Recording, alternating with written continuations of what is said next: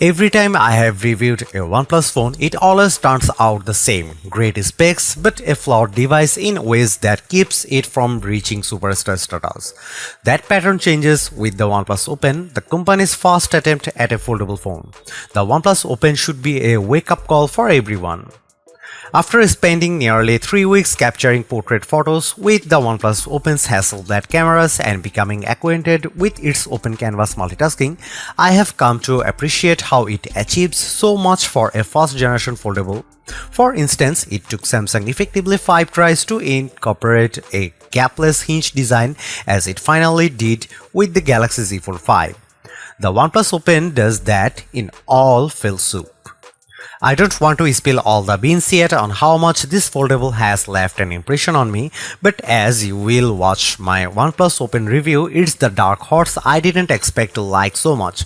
Sure, there are still areas where the Open could improve, but this first effort has closed the gap in such a substantial way for notebook-style foldable phones. Not only is the OnePlus Open a best foldable phone contender, but it's also one of the best phones released this year as well.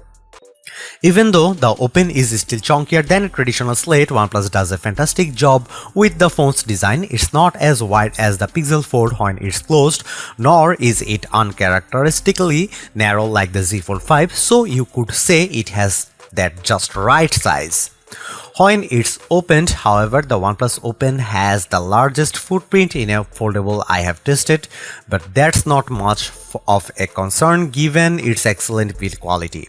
For starters, it's skinnier than both its main rival at a 0.22 inches thin, which is backed up more with its 8.43 ounce weight. This thin and light construction doesn't make it flimsy either, which is the most striking thing about the design because it hands down has the best hinge design in a notebook-style foldable. Its flexion hinge design serves up the satisfying snap gesture whenever I close it shut, while also minimizing the crease down the display. In fact, it's a lot less noticeable or as deep as the creases I have seen with the Pixel Fold and Z Fold 5. And while the emerald green color of the phone exemplifies its premium look, there's only one complaint I have about its design. There's a huge camera hump on the back, even bigger than the OnePlus 11. I do like how it makes the phone an authoritative figure when it comes to capturing photos, but the sharper edges of the camera's bezel often makes it odd to hold in the hand, making it more top-heavy too. Due to how the upper portion is thicker than the bottom, it's almost impossible to type on the keyboard while it's laid flat on its back. Despite this, I still prefer the Open's design, even the Pixel Fold and Z Fold 5, including the fact that it also features an IPX4 rating. It's less than the IPX8 rating of those aforementioned foldables, but some water resistance protection is better than none at all. Winning the specs department, the OnePlus Open outclasses its competition in both size and resolution. It features a main 7.82-inch Flexi-Fluid AMOLED with 2K resolution and an outer 6.31-inch Super Fluid AMOLED. These are bigger and higher resolution than the displays found on the Pixel Fold and Z Fold 5, so it's a statement that backs up the Open's lower cost. Our display benchmark test reveals a peak brightness output of 1158 nits with the Open's main inner display, something I found visible using outdoors in my own experience. It's a tad short of the Z Fold 5's peak output of 1346 nits, but much better than the Pixel Fold's 1000 nit brightness. At 721 nits, the outer display doesn't get as bright, but it's well in line with the results from the Pixel Fold and Z Fold 5.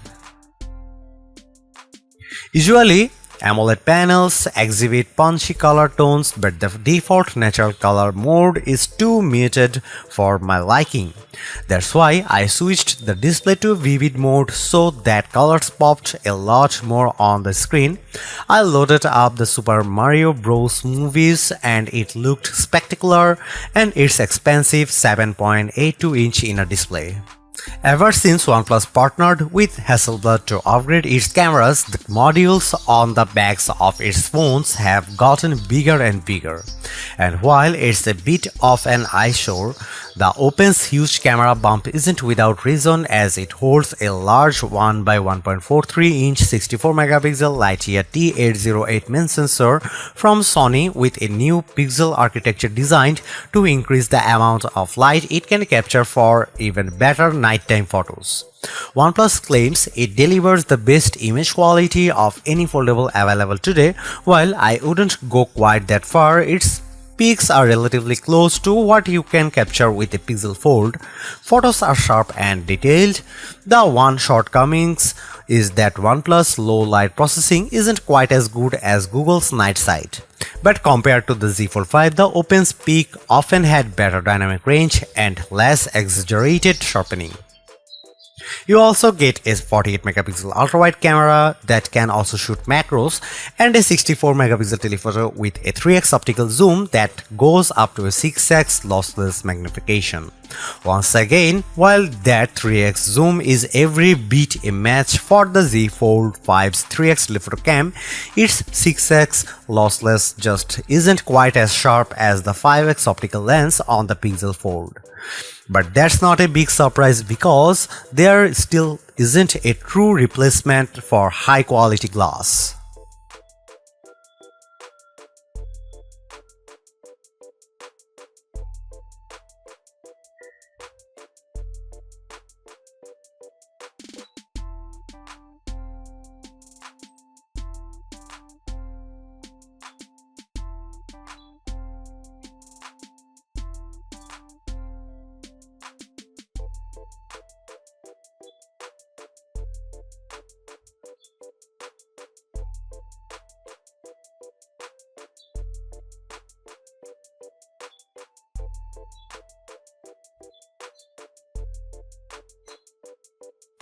I could care less about the look and feel of Oxygen OS, the software skin for OnePlus phones that runs on top of Android.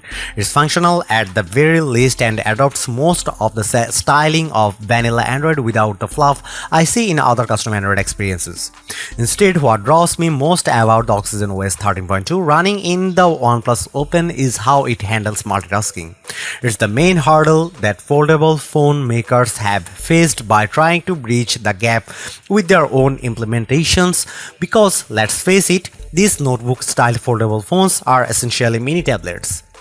Open Canvas is the feature that OnePlus offers with multitasking, and after running many of my favorite apps, I think it's the best multitasking implementation I have seen in a foldable phone to date.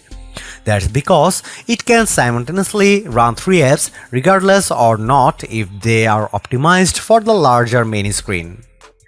For the most part, it's similar to how the Galaxy Z Fold 5 and Pixel Fold handle multitasking by dragging and dropping new apps onto the screen, but it's the way Open Canvas handles showing them on screen that's different and unique. Most apps will display in their usual vertical format, but I like how apps that are optimized for full screen mode are kept in full screen. That's because this canvas dynamically lets me switch my view with full screen apps shifting around to the main screen as I click on them. This is without a doubt the best multitasking experience I have checked out in any foldable phone, but it's also great knowing that I can save up to 9 multi-app presets for extreme multitasking. For example, I set one preset to run Instagram, Gmail and YouTube as a group, then another separate preset for Chrome, Twitter and Age of Origin. These presets remain in the phone's memory, so if I use the task switch menu to move to another app, they will remain accessible. I can't tell you enough how this implementation makes me more productive, but more so when it also features other multitasking capabilities such as the ability to drop and drag content from one app to another. I can have Gmail and the Photos app running side by side, then quickly use a drop and drag gesture to add a photo into an email I'm composing in Gmail. Another surprising treat I didn't expect to find with the OnePlus Open is its video out function via USB-C. The Pixel Fold can't do this while the Galaxy Z Fold 5 has it and more with Samsung DeX. While the OnePlus Open's version doesn't have the same utility that I like about Samsung DeX, this straight video out screen mirroring feature is still a nice addition for OnePlus phone. At the very least, I am able to connect it to a monitor and pair my mouse or keyboard combo for what's effectively a desktop PC replacement. In true flagship fashion, the OnePlus Open is armed with a Snapdragon 8 Gen 2 chip, which is also what powers the Galaxy Z Fold 5. Strangely, the OnePlus Open delivers weaker result in Geekbench with scores 1087 and 4203 in its single and multi-core tests. However, the Open puts up better results with its graphics processing performance running 3D Mark, Wildlife Original Unlimited. In fact, it powers through its main rivals with a score of 14,157 and the smoothest frame rate of 84.8 FPS. In contrast, the Pixel Fold and Galaxy Z Fold 5 come up short with respective frame rates of 40.4 and 81.3 FPS running the same test. Rendering video in Adobe Premiere Rush took the OnePlus Open longer to do with a time of 68 seconds versus the faster recorded times of 60 and 41.7 seconds posted by the Pixel Fold and Z Fold 5 respectively. Despite these nuances, the Open is responsive with everything I threw at it, including some heavy sessions playing Age of Origins while moving back and forth with Instagram. In my experience, I have consistently been impressed by the battery life of OnePlus flagship phones, and the Open is no exception. Looking at its skinny profile, it's hard to believe that the Open is packing a 4805 mAh battery, which I found more than ample to get me through a solid day of normal usage. By the time I am about to hit bedtime, the Open's battery indicator is frequently holding at around 10% battery capacity. Our battery benchmark test reveals the OnePlus Open has the best battery life for a foldable with an average time of 11 hours and 45 minutes with the display refresh rate set 60Hz. Sure, it's still short against standard flagship like the iPhone 15 Pro Max and Galaxy S23 Ultra, but it's much better than the 9 hours and 46 minutes posted by the Pixel Fold, and still better than the 11 hours and 25 minutes that the Galaxy Z Fold 5 posted running the same test.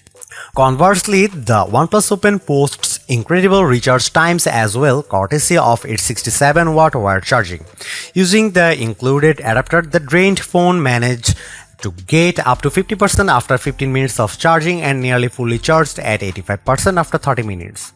Yet, there's one missing feature in OnePlus phones that I have been desperately asking for, and that's none other than wireless charging. I get that OnePlus wants to keep its price competitive, but it's still something I'd like to find in a phone such as this, more so when you are looking over $1,700 for a phone. The absence of wireless charging support is probably the biggest point of contention that anyone potentially buying the OnePlus Open will have to accept. I understand that wired charging is super fast, but I wouldn't mind making the phone a little thicker to accommodate wireless charging. OnePlus does more right than wrong with its fast foldable, which I have to admit it's a satisfying package filled with surprises.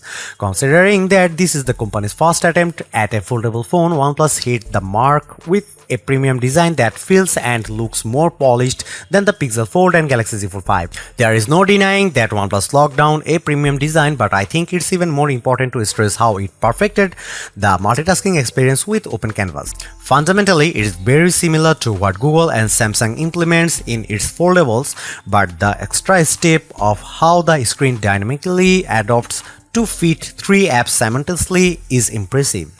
The OnePlus Open is not without its shortcomings like the camera's weak low light performance, but I think the combination of devices' lower price, long battery life, fast recharge time, and premium design makes up a lot of ground for it.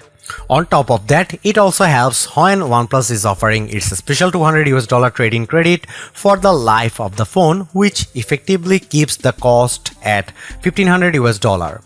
There is no other notebook-style foldable phone that impressed me more this year than this one. Thanks for watching. See you in the next one.